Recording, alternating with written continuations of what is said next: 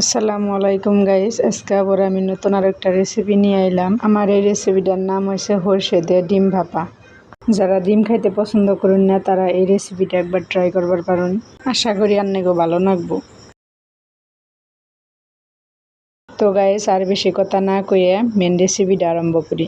তো আমি এনে ডিমগুলো সিদ্ধ করবার নিয়ে একটা কুকারে একটু পানি দিয়ে ডিম কটা দিয়ে দিলাম। এখন কুকারে ঢাকনিটা লাগাইয়ে আমি 2-3টা হুইসেল দিয়ে নিই। তো গাইস দেখুন আমার ডিমগুলো সিদ্ধ হয়ে গেছে। এখন আমি এই ডিমটি ঠান্ডা করে দিন। তারপরে 1 চামচ বগা সরিষা নিয়ে অল্প টাইম পানিতে ভিজাই রাখান লাগবো। এখন আমি মশলার জন্য নিয়ে নিচ্ছি কয়টা কাঁচামরিচ, কয় কোয়া রসুন আর কুতুরি পেঁয়াজ। এখন এই সব বস্তু দিয়ে একসাথে করে মিক্সার মেশিনে দিয়ে ভালো করে পেস্ট বানায় নেওয়ার লাগবো।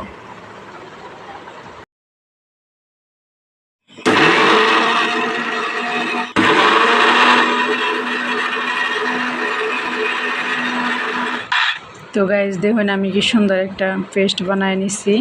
মানে পেস্টের মধ্যে আমি অল্প মরিচের গুঁড়ি, একটু হলুদ গুঁড়ি, একটু জিরা গুঁড়ি আর একটু নিমখ দিয়ে ডাইকা দিয়ে আবার একটু ভালো করে পেস্ট করে নিই।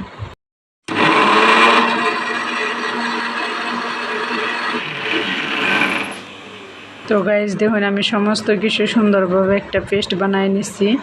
এবারে আমার ডিম ঠান্ডা হয়ে গেছে। এখন আমি একটা বাড়িতে নামাইয়ে সুন্দর করে একটি ডিম ছিলে নিই।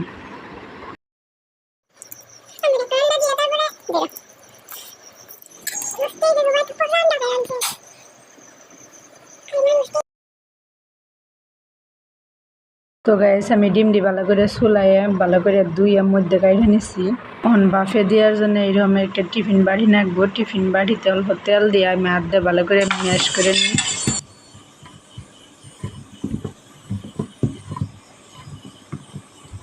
তেল ভালো করে ম্যাশ করে নিচ্ছি জানি মশলা তলে না ধরে। এখন আমি আগে থেকে পেস্ট করে রাখা মশলাখানি দিয়ে দিম। তার লগে একটু পানি দিয়ে ভালো করে মশলাটা মিক্স করে নিই।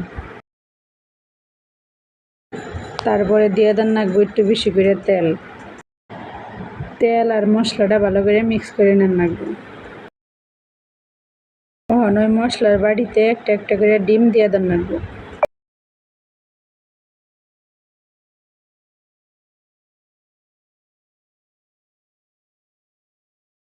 ডিম কটা দেওয়ার পরে তারপরে কটা উপর দিয়ে কাঁচামরিচ দিয়ে দিলাম, দিয়ে ঢাকনিটা ভালো করে ঢেকে দিলাম।